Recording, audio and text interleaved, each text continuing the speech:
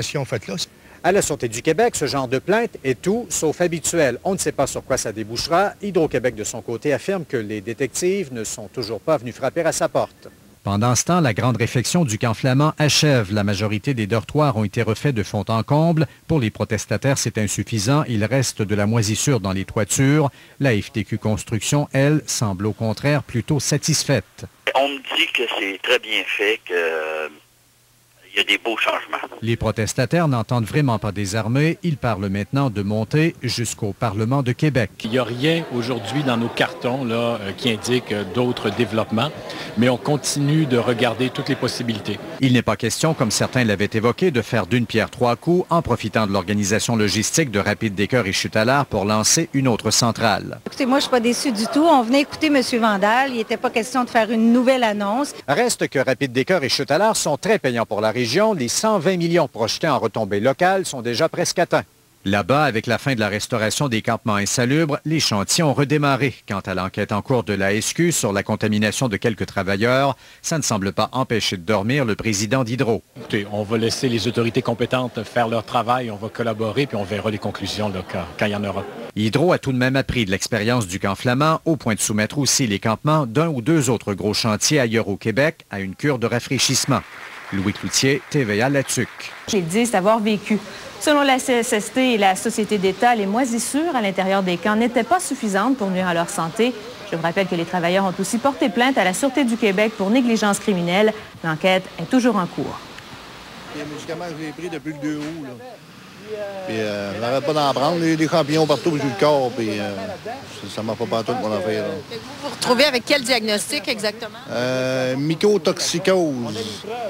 Mais la CSST, là-dedans, refuse de nous indemniser aussi parce qu'ils ont traité ça comme une maladie pulmonaire. C'est pas ça qu'on n'a rien à ses poumons, c'est parce qu'on est bourré de toxines. C'est pas les autres qui vont venir avec leur petit soulier de dentelle, leur petit bas de dentelle pour venir couler du ciment ou faire des affaires de même. Là. C'est nous autres qui fait des barrages. Faut qu'ils pensent, c'est nous autres, les gars de construction. Ils nous doivent du respect, puis il va falloir qu'ils nous respectent dans tout ça. La Sûreté du Québec enquête sur 2 travailleurs du camp flamand dont on a souvent parlé ces derniers mois en raison de leur croisade contre Hydro-Québec et la CSST. Ils ont tapissé d'affiches les murs du quartier général de la police. Alors Karine, c'est en train de se retourner contre eux cette affaire-là finalement. Oui, parce que la Sûreté du Québec prend cette affaire très au sérieux. Elle a ouvert une enquête hier, donc dimanche, à la suite de la découverte dans son vestibule du quartier général au secteur Cap-de-la-Madeleine d'affiches.